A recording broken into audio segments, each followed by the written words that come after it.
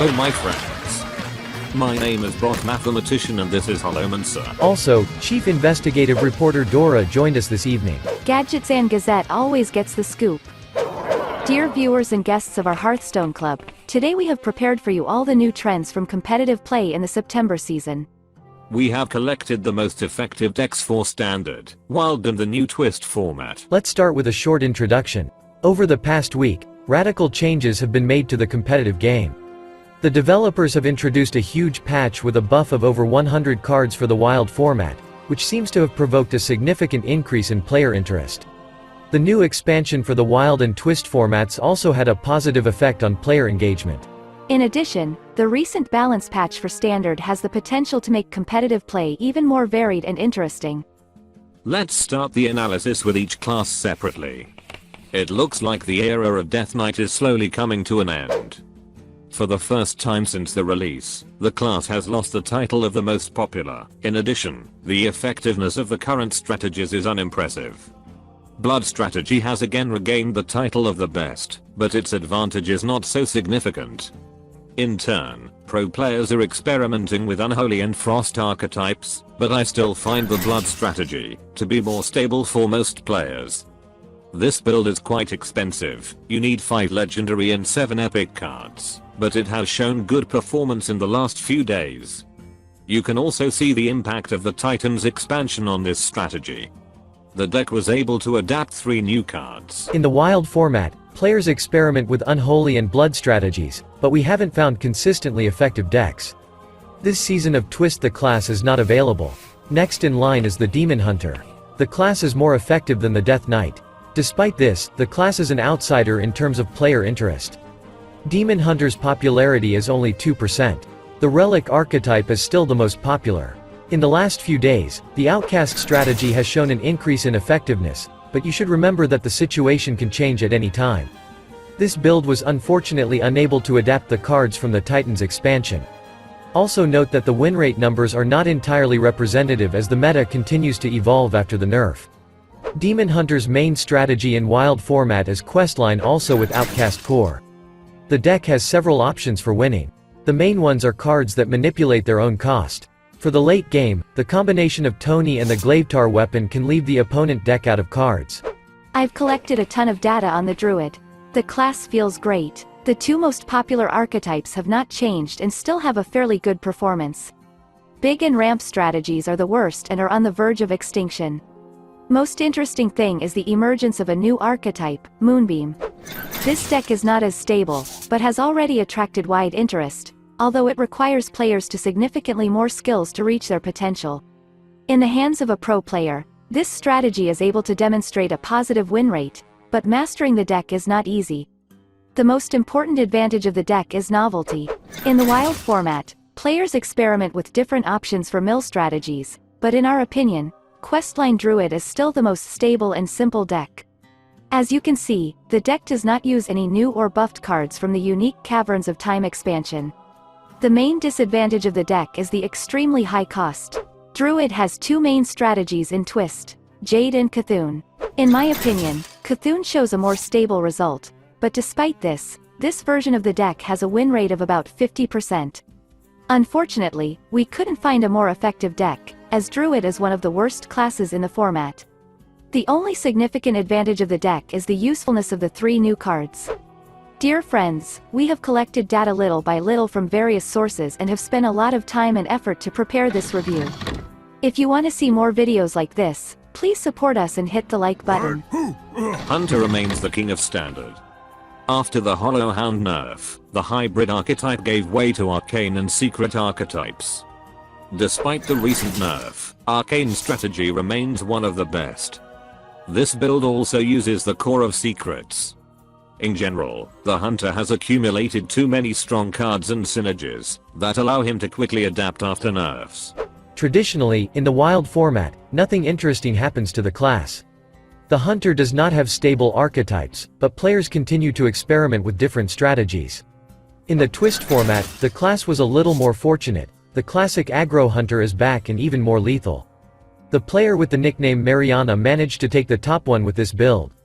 The deck uses a huge number of buffed cards from Cavern of Time as well as 1 new spell.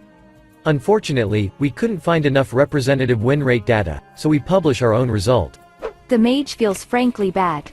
The best strategies have a win rate of around 50%, which makes the class the worst in Standard. The new version of the Naga archetype gives hope for the resurrection of the class.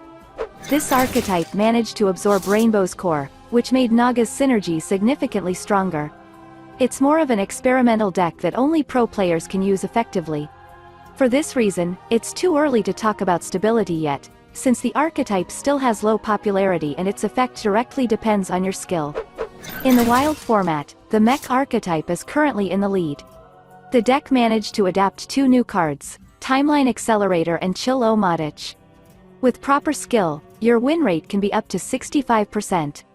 For fans of the Mage in the Twist format, we don't have good news either. This is one of the worst classes.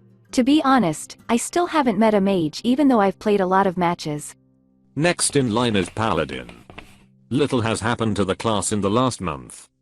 Pure Paladin remains the best strategy, but in recent times a new aggro archetype has gradually increased the effectiveness. I'm very happy about this fact, since the dominance of the pure strategy for such a long time is already pretty tiring. In addition, the deck has adapted some new cards. The only disadvantage is the high cost. The wild version of the Mech Paladin deserves special attention. The new cards have made this deck incredibly effective. With due luck, your win rate can be up to 75%. Another advantage is a relatively low cost. Players continue to experiment with Paladin strategies in the Twist format, but at the moment we have not been able to find stable builds. And this is not surprising. According to indirect evidence, we can conclude that the players' interest in the new format is extremely low, which means that the emergence of new strategies or the evolution of the meta will be very slow. For the first week after the release, the main trends in the format have not changed much. I want to be wrong, because I really enjoy playing this format. I get a completely different experience compared to modern Hearthstone. Dear friends, please share with us your impressions of the new mode and the main reasons why you refuse to play it. Let's go ahead and talk about priests. A month ago this was the class with the least variation, but lately, we've noticed a few unusual new strategies. Their effectiveness and impact on the game is extremely low, but perhaps some strategy of them will take place in the meta report in the future. Undead remains the most stable and effective archetype.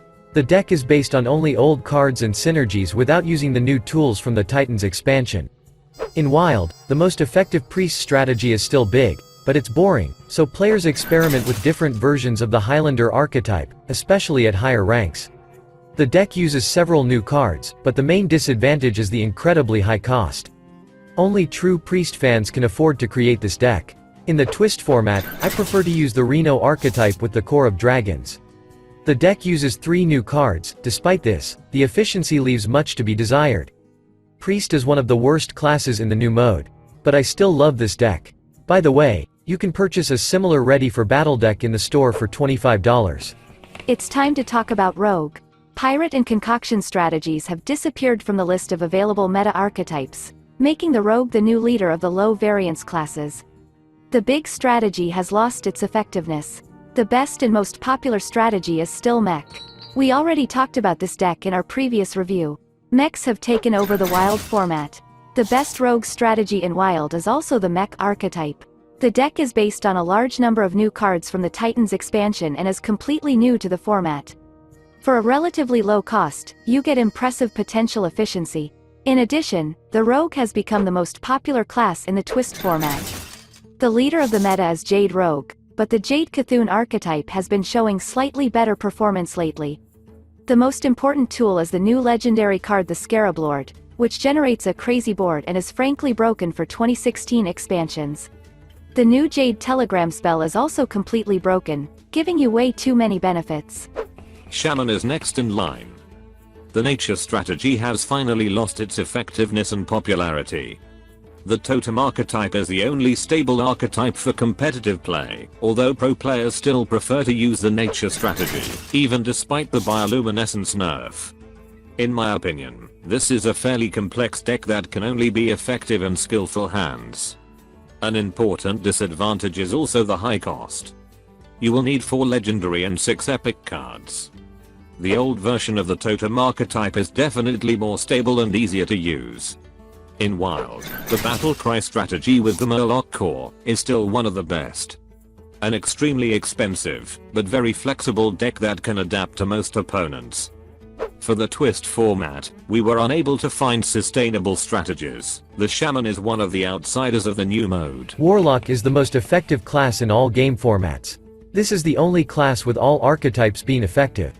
Control is the most popular archetype, but the Thaddeus strategy was able to recover from nerf and perform extremely well even at legend rank. It seems that changing the effect of Thaddeus did not affect the effectiveness of the deck in any way. In the Wild format, discard strategy has been taken over the metagame.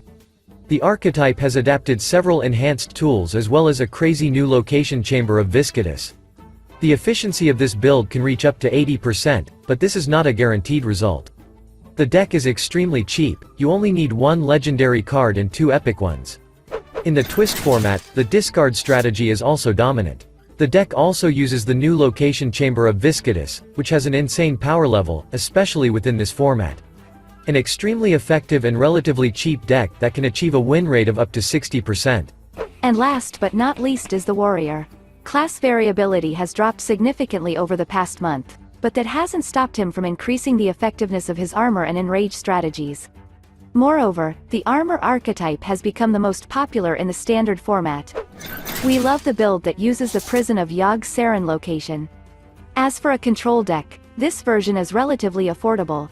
The deck demonstrates good efficiency, including at the legend rank. In the Wild format, Odin also had a positive effect on increasing the effectiveness and popularity of the Warrior.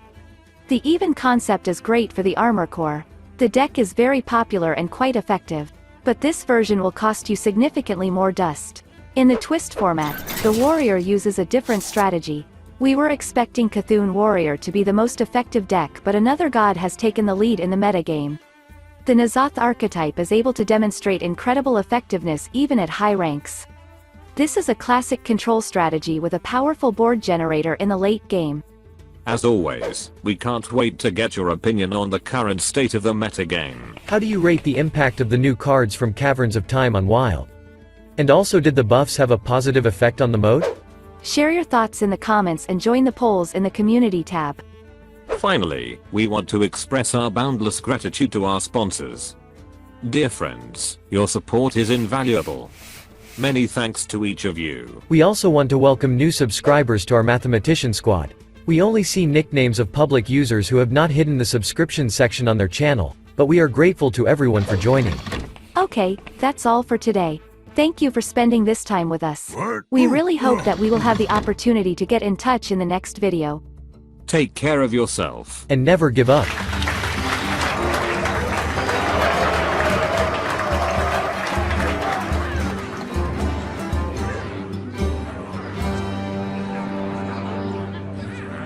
Job's done.